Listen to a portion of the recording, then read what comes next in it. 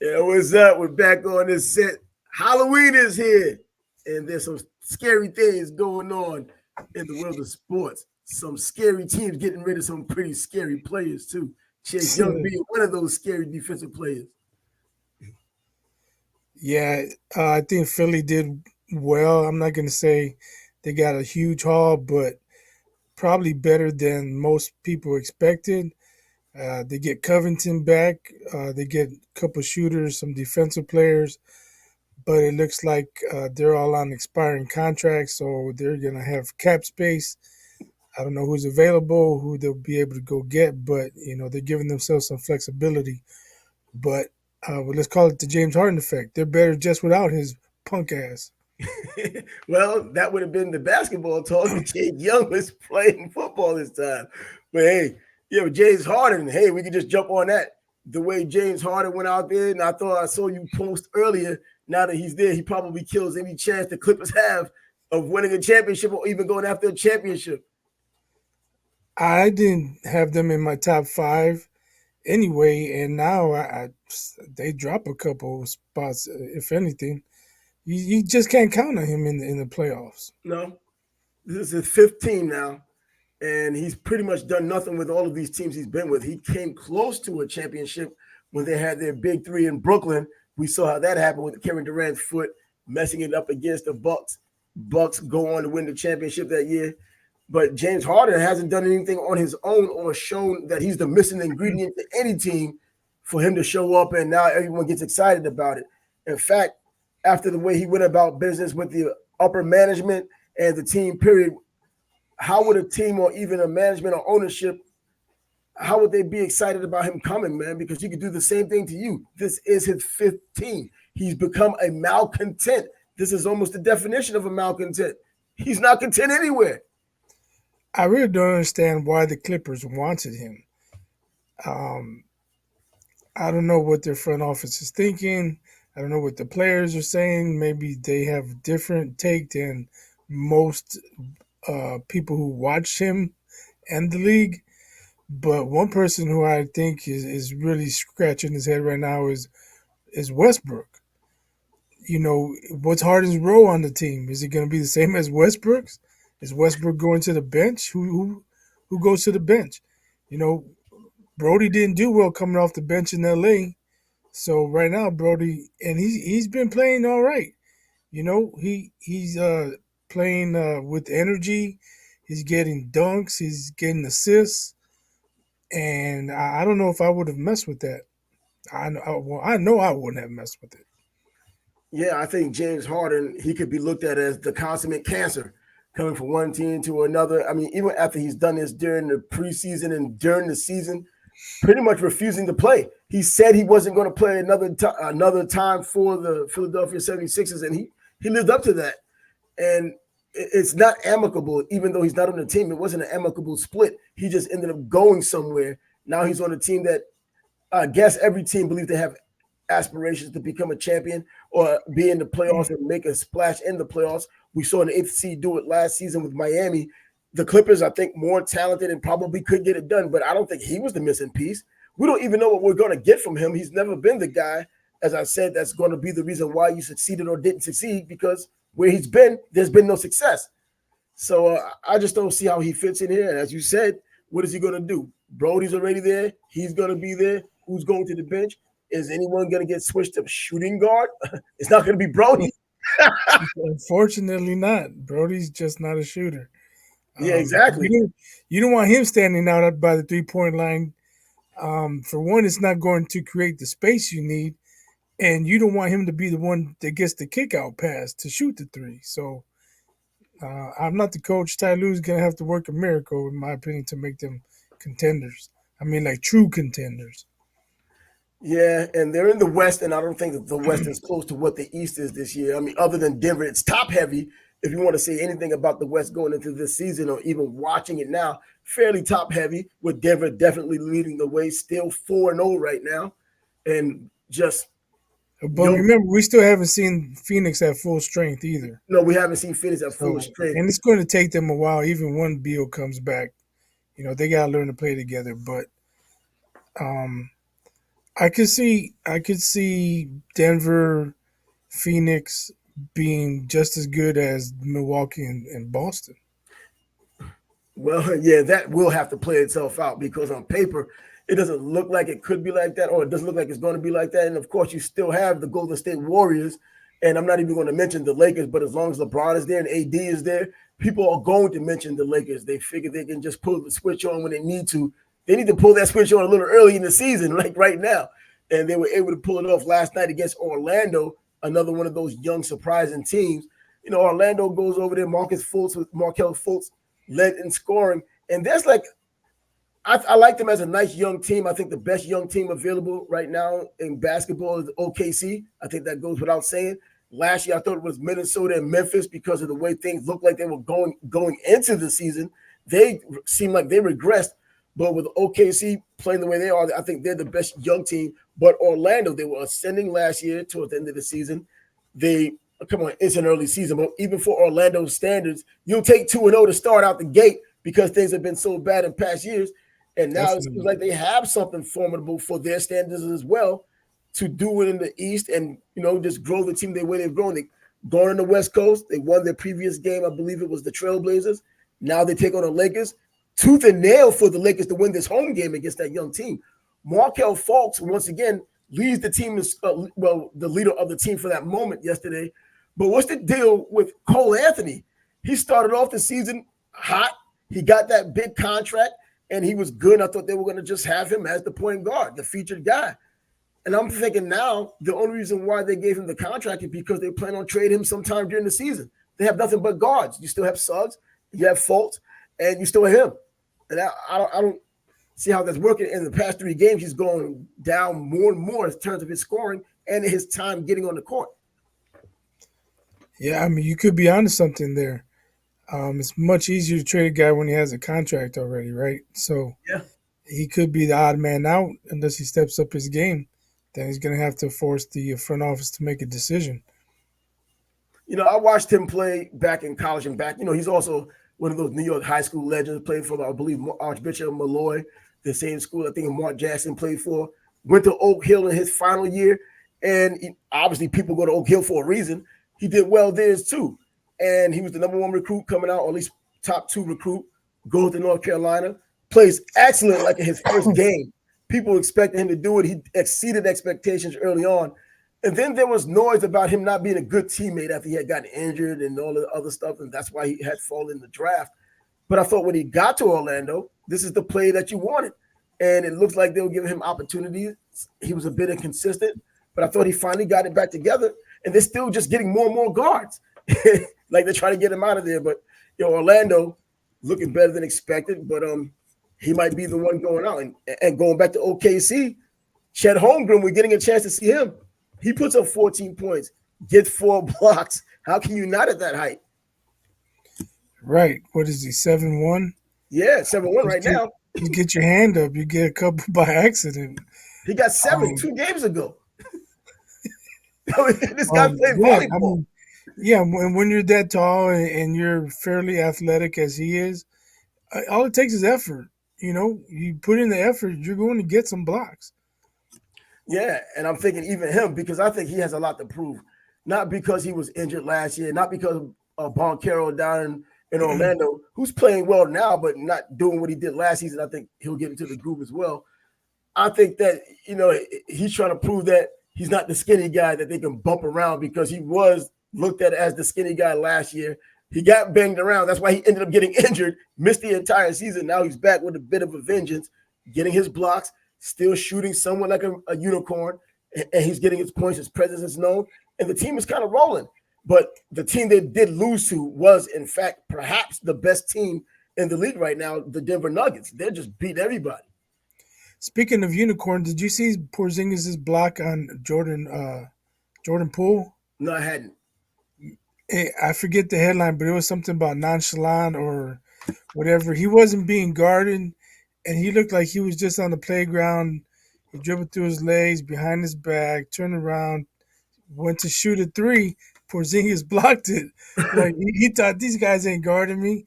He was all nonchalant and turned around. I'm gonna shoot this three. Porzingis was like, man, get that out of here.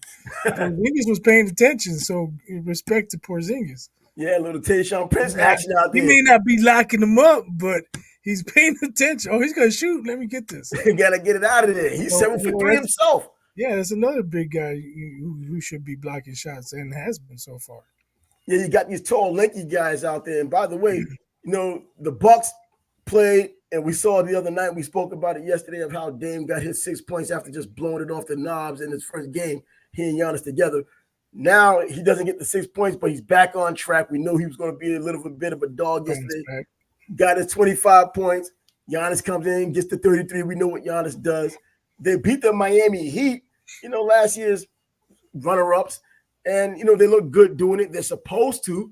But in my opinion, what's going on right now, the Tyler Hero story, man. This guy just dropping it in the early going. If he can stay healthy, he's going to be that player. And Jimmy Buckets might not have to worry too much about someone coming in. He won't have to worry about Dame should have been my teammate. Well, he did say in the offseason he was coming back with a vengeance. So he has something to prove. I know he's not happy he couldn't go in the playoffs last year. Mm-hmm. So yeah, he wants to. He's on a mission. He has something to prove. Yeah, definitely something to prove because he's putting up the points and he's been doing this since the beginning of the season. Of course, a long season to go. He still has to worry about injuries. Now he has an injury history. 35 points, but even from three, he's effective there. Over 38 points from three-point range as well. That's almost as good as his 42% Yeah, from he's the a field. good shooter. He's a good shooter. He can He's shoot. been a good shooter. Another one of those Wisconsin guys, by the way. Coming from Wisconsin, you talk about basketball, you talk about New York, you talk Chicago, typically Northeast or Midwest, and the biggest cities, Detroit, Chicago. You don't necessarily talk about Wisconsin a lot of times. Well, this guy did play in Wisconsin, and he did turn down Wisconsin after reneged on their scholarship offer to go play with Calipari down in Kentucky. And, he shows up there, becomes he was a sixth man, and now he's where he believes he belongs and what I thought he should have been all along. He's going to be a lot better than James Harden when he came from being the sixth man to being the guy supposedly a leader of a team, but he has more weapons to work with. But yeah, Tyler Hero, I'm happy for the guy, man. I mean, I can't help but be happy for guys like him who are up against it, and you're wondering if he's really that good. And like he said, I damn near had my bags packed because I thought I was leaving before. Yeah, he's been ascending for a couple years now. It's time for him to take that next step up, and so far it looks like he's taking it. It looks like injuries is the reason why he's been kind of knocked around. I don't think they've been giving him the opportunity. I don't know if it's a Jimmy Buckets issue. It's his team, and so you're going to let him kind of get first dibs. Right now, he's taking the lead by the horns, and I think he's not slowing down until he's either injured again or until Jimmy kind of matches him with the energy, because Jimmy hasn't been doing that either the past couple of games. But anyways, yeah, the NBA's definitely hot, man. So, we can keep on with it. So, I don't know. But it looks like the 49ers listened to me. Yeah. Chase Young, you know what? You said they need to fix their defense. Well, the pass rush, you would think that wouldn't be a fix, but yeah, I think the pass rush was somewhat of a problem. Well, they haven't really been getting to the quarterback with four. Yeah, they haven't been getting to the quarterback the way we thought in the beginning. Javon I'm Harden saying with just four. So with just four guys. Yeah, so now Young, he's supposed to be an expert pass rusher extraordinaire. You should help him in that department, because I don't believe they want to be blitzing. You got Bosa on one side, Young on the other side. Hey, you look at what they have there in that front four, kind of reminds you of the old Philadelphia Eagles days when you had Clyde Simmons, Reggie White, Jerome Brown, and Michael Pittman. I mean, those four defensive linemen just kept pressure on everybody all the time. It didn't matter. And you had your Reggie White, which Nick Bosa seems to be right now. You have your Jerome Brown, which Javon Hargrave may be right now, and Eric Armstead. Now you bring in Chase Young. Chase Young has 5 sacks this season. Remember, he's still not too far removed from his ACL injury. That's a big deal because he came in defensive rookie of the year, had all those sacks, and expected to do so because he was so dominant at Ohio State. I know they were talking about him as a generational player, and he was for that moment. The injury slowed him down. He teams back up with his college teammate, Nick Bosa. Ohio State in the house on that defensive line. Yeah, that's going to be interesting. Do you know who they play Sunday? I wouldn't want to be the quarterback of whoever the hell they're playing. Yeah, man, because somebody's trying to prove something out there. Yeah, because a lot of times you run away from one guy, right? Who you gonna run at? Yeah, Or you might slide the protection a certain way. Well, you really can't do that now against the and now you can't even 49ers. step up in the pocket because you still have Armstead and you have freaking Javon Hargrave. I mean, how that's going to happen? You would think, but I mean, their defense was tore up Yeah, by raggedy. Joe Cool on Sunday, and But I don't know, is Chase Young going to have that much of an impact? but let's remember, this is the Cincinnati Bengals getting it back on track. A 4 straight Yeah, win. but they barely even slowed them They didn't down. slow him down. He was getting rid of the ball too quick. I mean, I think he had He throw dummy. 18 consecutive completions. They weren't even getting a chance to get in the backfield. It took a lot of pressure off the offensive line, so they were able to be more creative and probably keep more than one player on the formidable guys they needed to, while Joe was just getting rid of the ball. Boom, boom, boom, boom, boom.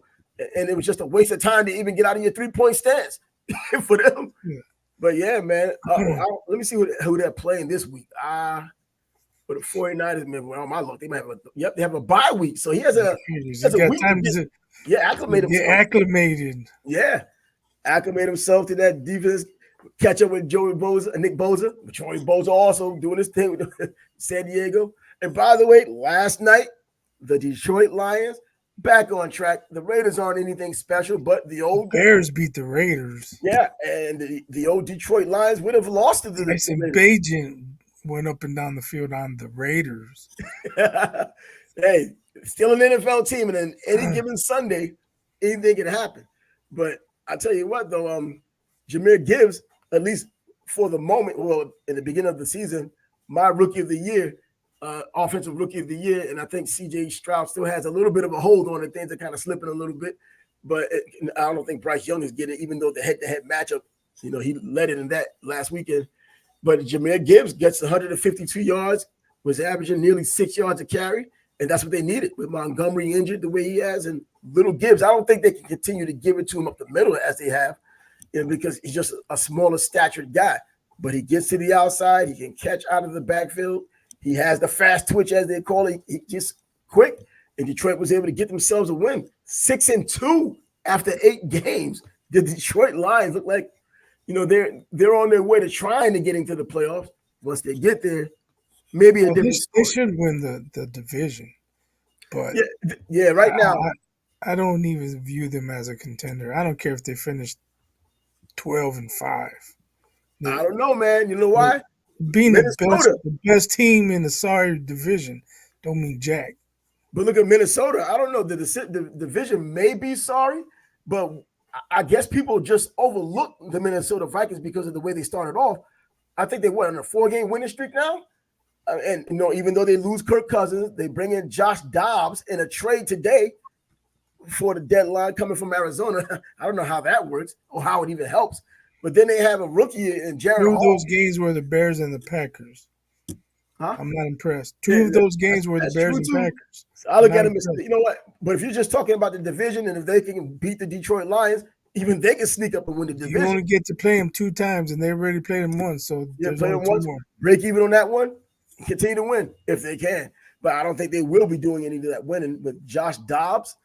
And he's not even going to play. They already said he won't be starting this weekend, but he may get his opportunities, I hear, up there because Kirk Cousins, torn Achilles, out for the year. And they have Jaron Hall there coming from BYU, a rookie, an older rookie, kind of the Stetson Bennett kind of player, older player. Chris Winkie from way back, for people who remember, who won the Heisman, played baseball, came to Florida State, won a Heisman, same thing, Carolina Panthers. But Jaron Hall, I look at it, not even looking at stats, because stats don't tell you whatever's going on for real, unless you either watched him play or know a little bit more in detail of how he had gone about the stats in college. At BYU, he was away for 2 years, which happens at BYU because of the mission they have to take, being Mormons. And then he comes back, he plays his last 2 seasons. He puts up more than decent numbers. I think 52 touchdowns, 11 interceptions. But you look at the teams that he played against, and then the ones that he didn't do well against, which was Notre Dame was one of those teams. And I think that was the best team he played. He played well against Arkansas in a losing effort when Arkansas was looking all right. But I don't look at him as being an NFL quarterback. In the 5th round, they picked him. I don't think he's going to be even a serviceable quarterback in the NFL. But I could be wrong. I think Josh Dobbs can kind of hold the fort. he wasn't doing terribly down in Arizona. Nothing, I don't believe, less than what Kyler Murray would have been doing. Yeah, but Cousins was playing at such a high level. There's going to But be a drop off, and they're going to need Justin Jefferson back. yeah, Justin Jefferson, as you already know, he's one of those beasts, and they got Addison there too now coming out of USC. He showed up a couple of days ago. Jordan Addison, their first round pick, Bolitnikov winner from last season in college. I know there's a difference, but hey, he showed that flash in the pan ability just last week. But now he has someone else getting him that ball, and it's Josh Dobbs and not Kirk Cousins. And I know I gave Kirk Cousins a little bit of flack throughout the season because he's been putting up numbers and it hasn't been showing in the win column. Until now, you look at the wins that have been coming, he's been there, and he's led the league at one point in touchdowns and yards. Now, obviously, he's not going to be there, but I don't know what that does in Minnesota. I know they're going to take a hit and what they can lean on. But I think Josh Dobbs can hold the fort at the very least, and Maybe, especially but in that. how long is it going to take him to get into rhythm with the wideouts, the And tight that's end? another thing. And that's another thing. And So I don't know. They may be on a winning streak, but I don't know how long he's going to continue. how about your boys, Montez Sweat coming from the Commanders? They got a fire sale going on. He's going to the Commanders, and now Young's going to San Francisco. And this is what we have. If it happened in the off season, I'd be like, "Hey, this is a good move. We got us a pass rusher." But you're 2-5, going nowhere. What are you trying to accomplish with this move? If you traded a fifth rounder, okay, yeah, good move. You got him for cheap, but you're giving up a high second rounder. You're gonna finish in the top five, so that means it's gonna be a top five second pick, second rounder. And I don't know. I just think they gave up too much for him, and he's possibly a rental. Are they gonna be able to re-sign him? I don't know. They didn't give Roquan the contract. They don't want to give Jalen Johnson his bag. They He wants gave to him leave. permission to seek a trade. Mm-hmm. It didn't happen. They gave it to him the day before the trade deadline. He didn't have time to find a trade. But at the end of the season, he's probably going to walk because they can't come to terms. So I don't understand what they're doing. I mean, Roquan Swift, Roquan Smith was a great linebacker. He's killing for the Ravens, but he can't fit into Eberflus's defense. I don't get it. Okay, so you didn't want to pay him, but now you give up a second round pick for this guy. You're gonna pay him, or you're gonna let him walk too. I don't know. I don't know what's going on with Poles. Like I said, if it's an off season move, I get it. You're trying to improve your team, but now why? Like this is the move that contenders make to get to the next level, Yeah. to get over the top. A, a team in the bottom five of the league, you don't add. You're supposed to be sellers. Yeah, and that's what I don't know. that's what It's the not Commanders are doing. if he's on the first year of a 5 year contract. Okay, he's gonna be here. But now you have to sign him. And he's possibly a rental, and you gave up a high second rounder. Nah, I don't like the trade. I don't like the trade. Well, I think they just took advantage of a fire sale that it seems like the Commanders are having right now. I mean, they got rid of But Chase I Young, don't now they think get they rid of took Sweat. advantage giving up a high second round pick. Well, I guess Like I if said, they're doing if they something give now. up a fifth rounder, yeah, okay, good deal. We got this potentially great player for a fifth rounder. But and I said this for a few years. It seems the Bears are the only team that give up fair value for people. When Randy Moss got traded, he got traded for like a 29th round pick to the Patriots. And of course I'm BSing because there ain't 29 Yeah, I rounds. know, but they thought But that he was completely washed up, and the way he played when he was with I'm the just Raiders, he was saying. I'm awful. just saying. But when the Bears traded for Khalil Mack, they gave up 3 first rounders, and they're the only team that pays fair value for trades in the league. When they trade their players, they only get a fifth. When they traded Mack to the Chargers, I don't even remember what he got because it's not worth remembering. It was probably like a fifth rounder, a fourth and the sixth, maybe. What? Come on, man. What are we doing here? I don't know. I mean, I guess being in that division and it's not as formidable as other divisions, they can probably get away with it. I don't know. I haven't kept my eye on the Bears as much as you have, but what is it Yannick Ngakoue been doing on the defense in terms of pressuring the quarterback? Has there been any at all? I know I saw one game where he was getting close and making some plays, but how has it been up He to this point? he might have 2 sacks this year, but he's pretty much non-existent for 4 quarters on Sunday. Did you watch the Sunday night game? No, I didn't watch all of it. No. Well, I I guarantee want you, Patience play. I I just want to see guarantee, how I Patience looks. guarantee you, if you watch the highlights, you won't see any hit him on any of the plays. I don't know what they're looking at, what they're waiting for with the Bears. But I you know think what? Chris Collinsworth even I don't know if it was Collinsworth or if it was on the radio, but they're like, "What happened to him? He's supposed to be a good pass rusher, and he's not He is. putting pressure on the quarterback." If nothing But else, but then again, when you're next to 3 scrubs, they can put a lot of attention on you. So I can't say it's a lack of effort. Maybe they just got 2, 3 guys blocking them because they don't have to worry about anyone else. yeah, because I was expecting at least something from him even in his later years. I remember his early years coming here in Jacksonville when he first came out, I believe Maryland. He was pretty formidable, and I was surprised like hell when the Jaguars let him go.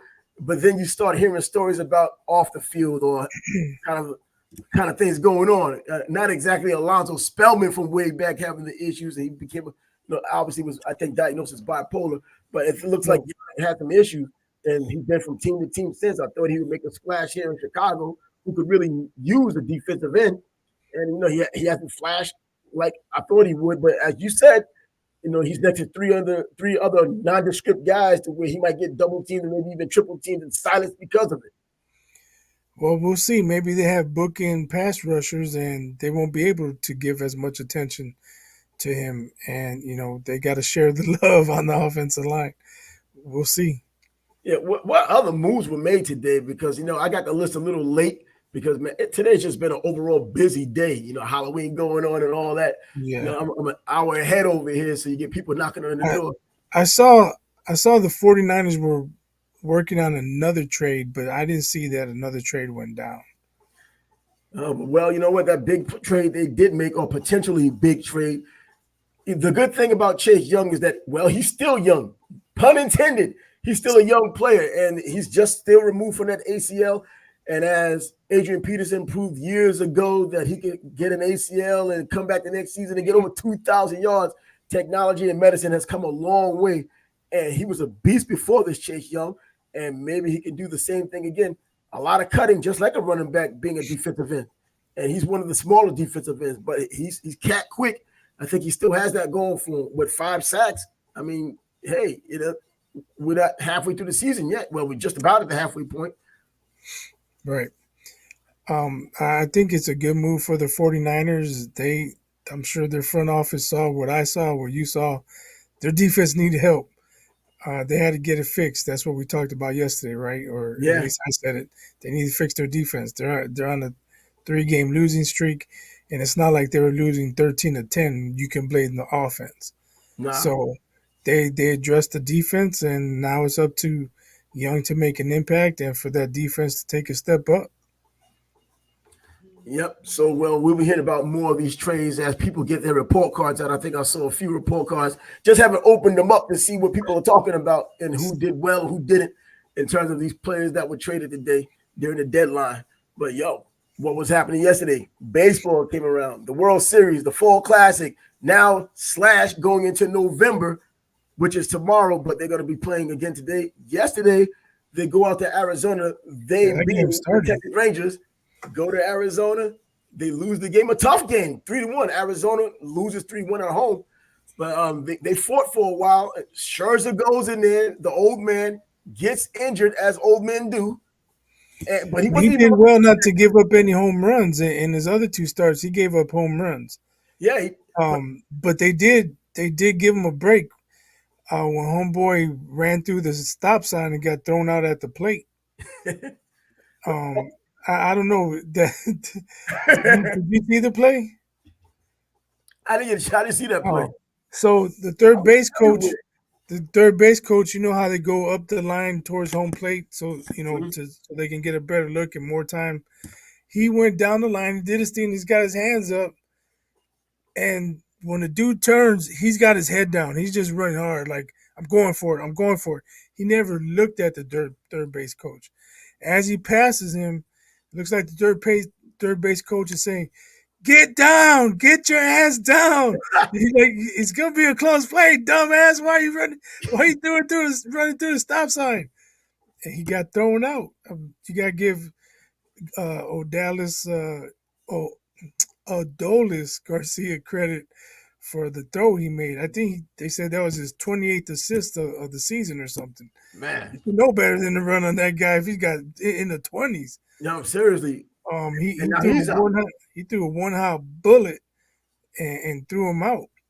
But uh, if he stops at third now, it's first and third, one out.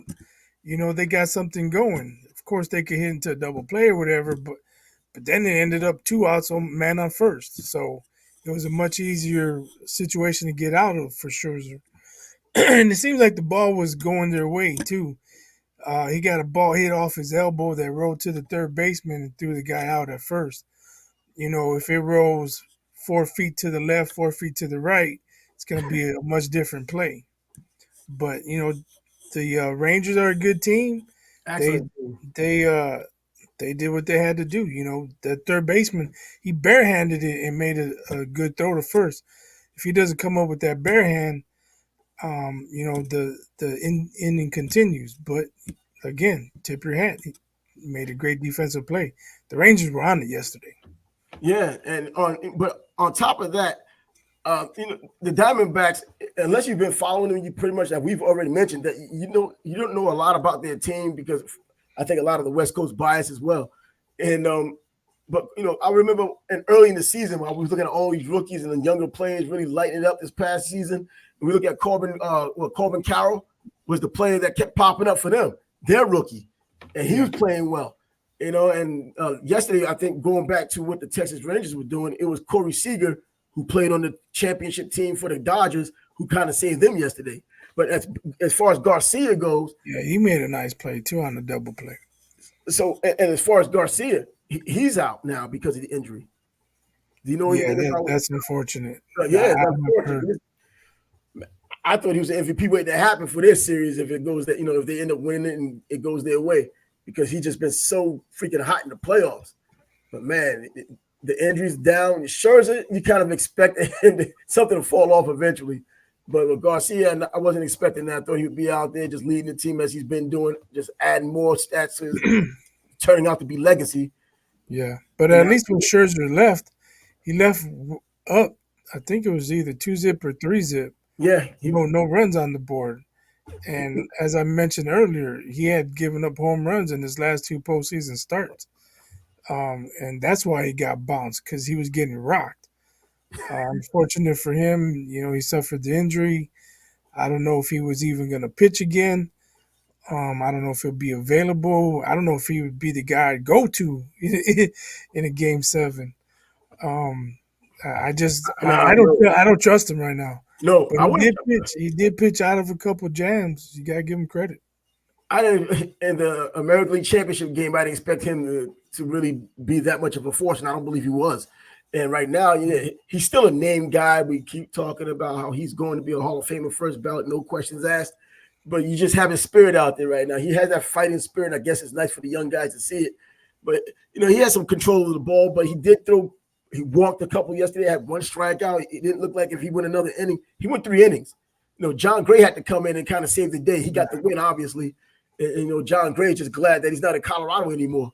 With that inflated ERA. But guess what? He comes down here to Texas, and his ERA is not that much different than it was in Colorado. So see what's going on. But I Yeah, still think Texas should win the series. I'm thinking a lot of people believe that's why the Diamondbacks are underdogs as they are. But man, these Diamondbacks aren't just going to go away because you beat them, even if it's at home. Because I think all they're thinking is, you know what, we can go back over to Arlington and we got to get a pound of flesh back from them too. yeah. If you look at it, it's eerily similar to the Philly series. They Yep. went home 1-1, and Schwarber's hitting home runs, Harper's hitting home runs, and now you got Seager hitting home runs. Um, I still wouldn't count them out, man. They could go to Texas down 3-2 like they did to Philly.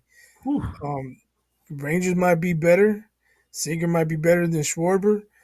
But if they're going to play defense like they did last night, they're going to help themselves immensely because you can almost say the Diamondbacks beat themselves. The guy getting thrown out at home plate, that was a rally killer right there. Yeah, I'm hoping that it turns out to be that kind of a series. So far, so good, because the fight that they have, you want that underdog story. And as I've said, I go back to when they played the Yankees and won the World Series with Luis Gonzalez hitting Mariano Rivera. I've been on the bandwagon since, not necessarily on the bandwagon, because so I know the whole freaking roster instead of having to say, damn, who's this guy? And try to figure out how to pronounce some of these doggone names they have out there. But either way, the World Series live in full effect is still coming on tonight. Game 4 already. I mean, it's going on now. Yes, it should be going on right now. I forgot what time we're doing the show. A little later than usual because it is a Halloween night. You had to do the Halloween thing out there. Even the hour behind me, I got all the darkness, and it's been like that for a minute now in this East Coast. Your central time guys get the better time slot and some sunlight to go with it. I'm serious. I love that central time. It was dark. It was dark at 6:00 though, man. Really? Yeah. Whew. Well, here in Jacksonville, it wasn't like that exactly. But either way, man, you know what? I want to go back from what we were talking about yesterday, talking about that Tyson Fury deal. I know there's still come on. Look, there's still people talking about this thing as if it was bigger than what it should have been. You look at it for the circus that it was. Don't try to now talk about how the fight was bigger than what it was supposed to be, and that's what they're doing now. And Tyson Fury adding fuel to the fire. Pretty much he's not going to fight Usyk now. And he's not. No, he's not. No, he's not going to fight. It's not going to happen in December. Yeah. And initially, I thought it was because of the headbutt, the little strawberry guy in his forehead, but that's not the kind of boost that should stop a fight. I mean, I think it'd be going in 2-3 weeks. But I understand what he's talking about. Probably because he needs a real camp. A real camp. And Usyk said he's going to beat him, and I can believe it. And I thought Usyk had a real good chance before, but if Fury comes in and he's that slow and that sloppy, yeah, Usyk will beat him. And the reason why I even had Fury to begin with the overall sheer size, the leaning, and and after what happened in Usyk's last fight with Dubois, I mean, he's shown that he's a bit vulnerable to the body, even though they wanted to talk about whether it was a legitimate shot or not. But yeah, and he's a little suspect to the body, and a big guy, even a sloppy big guy hitting him in the body could still cause some damage. But you hear Teddy Atlas and other people, Paulie Malignaggi and boxing people talk about this fight. I think a lot of them did say that Fury did win. I'm thinking that it could have gone one way. It could have been a draw. It would have been better as a draw. But I wouldn't have been upset at all if they would have given to Nadu. I would have because he didn't win 5 rounds. No, he didn't win 5 rounds, but does it even it up that he got the knockdown? Well, that's why I was thinking if it was a draw, I could understand that. No, the draw is big, but I think we got people upset because of the knockdown. But there's no way. If he won 5 rounds, he would have won because of the knockdown. But I'm saying there ain't no way he won 5 rounds. Now that 95-94 score, 4 at best. I think he won 3 rounds. All right, that 95-94 that's what threw me off a bit. The 95-94 score. That's the last one they announced. But I don't know. I think it's more. That judge had it 6 rounds. That judge had it 6 rounds to 4. That's why it was 95 instead of 96. Yeah, because they got the knockdown. The knockdown. Right.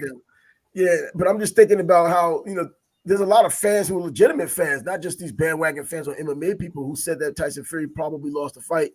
I don't know. Maybe it's that effect like when Triple G fought Daniel Jacobs. And I expected Triple G to knock him out in 5 rounds, 6 rounds. And Daniel Jacobs actually went the distance and kind of had a moment or two, and it made it look better than what it really was. And then when the decision was announced, people was like, no, he really lost that fight. Triple G really lost that fight. And I was like, no freaking way. That's what I was going to say. People are used to watching him knock out Deontay Wilder, and we expected a knockout. I mean, I I even tweeted it, or maybe just posted on Facebook. If he doesn't knock him out within 5 rounds, something's wrong. He should retire. Yeah, And it went 10 rounds. he went 10 rounds and he got knocked down.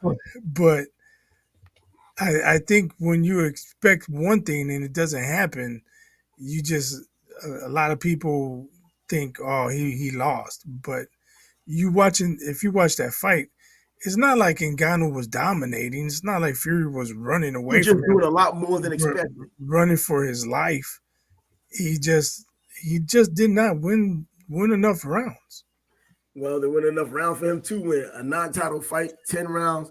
So now Usyk is going to get his opportunity allegedly sometime next year. I just don't know when. But in that interim time, is there enough money? And I think there's possibly a lot of money to go around to where Tyson Fury can get even more money, because we know that the MMA guys now are trying to prove their point, will show up to watch a fight like that if it's made this time for the championship and 12 rounds. With all of that, now Tyson Fury is pissed off. He's really going to train for this fight. There's no other real Tyson Fury, and that's where the money's going to come from. There's no other MMA guy that can give Fury a fight like Ngannou did. You know, John Jones, he's a grappler. He can't grab him and take him down. But Ngannou's the one they want to see, because this is the one who came. That's what I'm saying. There's no other MMA fighter who could pose the threat that Ngannou did. From the standpoint of this being the fight instead of the Usyk being the fight, that's what I'm talking about. So if the rematch with Ngannou, will that go in front of the Usyk fight? I don't want it to come in front of the Usyk fight, but that's a fight that's going to make money. Tyson Fury acts like the money's not a reason why he's fighting, when that's exactly what it is. It's just funny to me that we're talking a rematch about Ngannou. A rematch. And you know, it probably sounds funny, but after what happened on Saturday, it's funny all the way. If he was fighting for a title, I'd say, yeah, he deserves a rematch. It was a close fight. Give him a rematch, run it back. But it wasn't even a title fight. It was just a circus. Hey, Esteban de Jesus. It shouldn't even count on Fury's record. Ngannou shouldn't have a record of 0-1. Come on, man. Yeah, well, this is the world we live in, man. You know, we do have the Jake Pauls and the KSIs or all these other people fighting that probably shouldn't be fighting. We have football players, as I mentioned yesterday. Now that Adrian Peterson got knocked out by Le'Veon Bell, and Le'Veon Bell saying, I'm putting 100% to this. I'm expecting big things. Floyd is not 50-0. That fight with Conor don't count. It was on record, and the commission agreed to it, even though they shouldn't have. There was enough money for them to do it. I don't care. It does not count. It shouldn't count. It doesn't count. He's 49-0. 50-0. It doesn't count. I'm saying it right now. It doesn't count. His punk ass tied Rocky Marciano. Come on, Box Rick. You want to talk all that junk? 50-0. No, you're not 50-0. You're 49-0. You fought 49 boxers. You didn't fight 50 boxers. Yeah, I'm asking, how is it even a record anyway? 49-0 is a heavyweight record for title, a heavyweight champion. That's it. A champion that retired undefeated, and Rocky Marciano at 49-0. All of these other fighters who, like Julio Cesar Chavez at one point was 70-0, 75-0. And Floyd Mayweather still, and his fans are still going around with the 50-0 as if that's the pinnacle of the sport, when it isn't. It just trips me out. But, you know, it's all about the marketing, and I can't hate them about the marketing part of it. If it's bogus. It is bogus. But you have so many more people say that's legit. Just as many people say that's bogus. Yeah, you can't hate on it if it's bogus. I'm not going to hate on it, because if it's true, you just say, well, it is what it is. He's not lying. But if it's bogus, you can't hate on it because it's bogus. Hey, I point it out every time. This guy didn't. Where there were stories about McGregor having some amateur fights in the past, which I don't believe. I don't remember seeing any video, anyone being able to come up with video. Man, he was trying to do that hammer drop on him. Man, no boxer does that. Come on. But nevertheless, man, you know, that Floyd thing, another discussion for another day, man. But yeah, well, I guess what? Are we on? Tommy Hearns would knock him out. Who? Tommy. Oh, Tommy Hearns would knock Floyd out. I don't think there's any question about that. I made a video on that. We made a video on that. Just because of those comments and stuff. Oh, yeah, and people are upset about it, thinking that there's no possible way that, man, Tommy Hearns is all bad for Floyd. And in my opinion, Tommy Hearns, perhaps. We just hijacked this podcast. We're off the rails. Hey, you know what? This includes a lot of the sports. You know, you have your highlight sports. You want to highlight a few, and we can kind of tail into this. It came through a little boxing thread, and I think no problem. I don't think that Tommy Hearns would even have a problem with Floyd Mayweather. That's the worst part about it. I know his fans, Floyd's fans, of course, would just call you a hater and the usual crap they come up with because they can't say much else. But Tommy Hearns, the competition he fought, first of all, proved that he would have done it. Second of all, his boxing skills as a 6'1" at 147. Remember, he plastered Durant at 154. At 147, he was outrageous, and his power was even better than it was when he smacked Durant at 154. And I don't see anyone that Floyd Mayweather had fought with the skill set of him and not the power of, and even the power of a Hearns.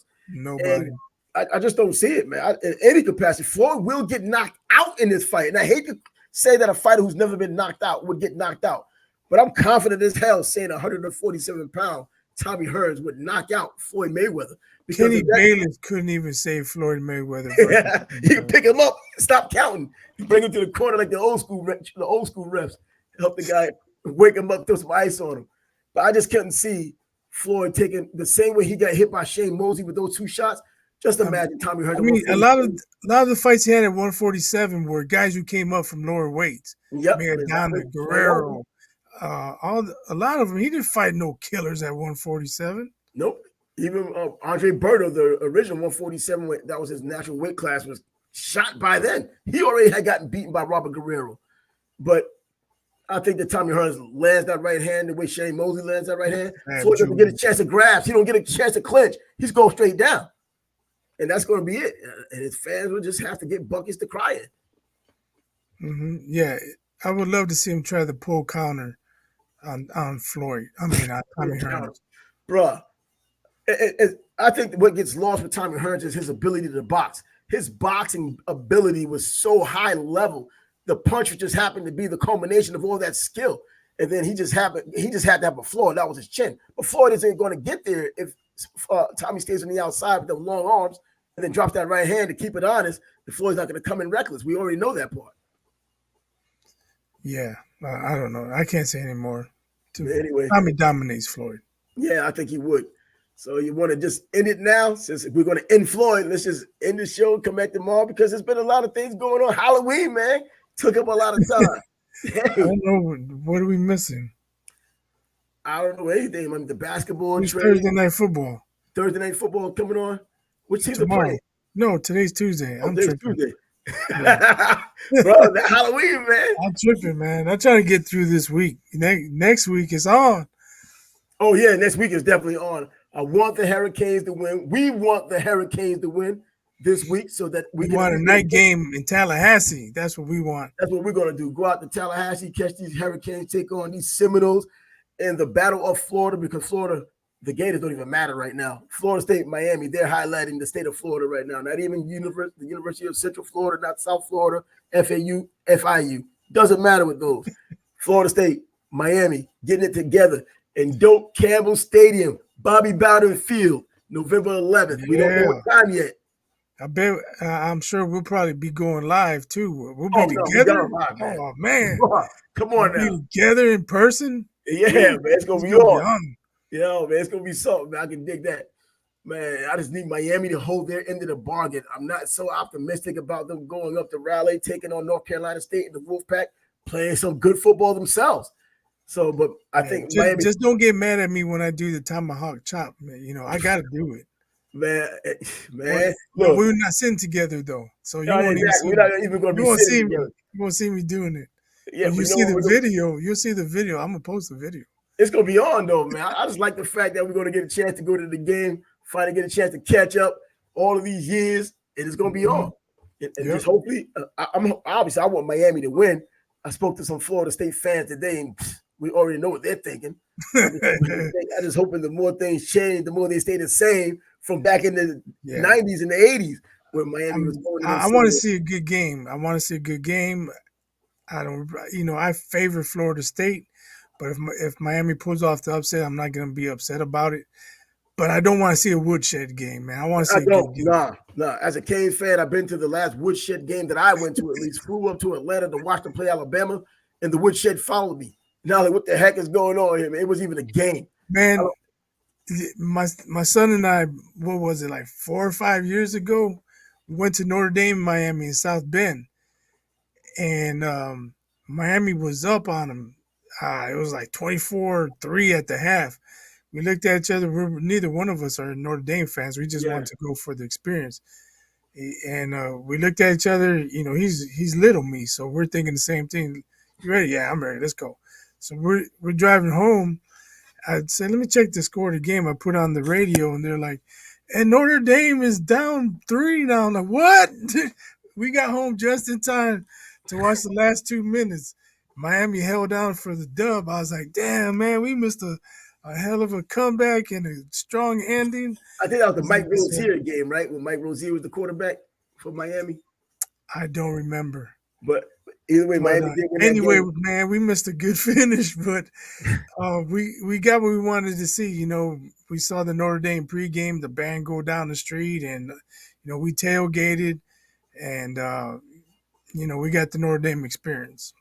So next year, though, I want to go out to Oregon to catch a game. I know they'll be in the Big Ten, so it might be kind of selective with what game I can pick to go out there. It has to be a game that's meaningful. For me to come from Jacksonville to go to Eugene, Oregon, it has to be a meaningful game. They have to play someone that matters. Maybe Michigan, maybe Ohio State, but it has to be one of those games. And I also want to go to Wyoming, man. I've always wanted to go out there, Laramie, that high altitude.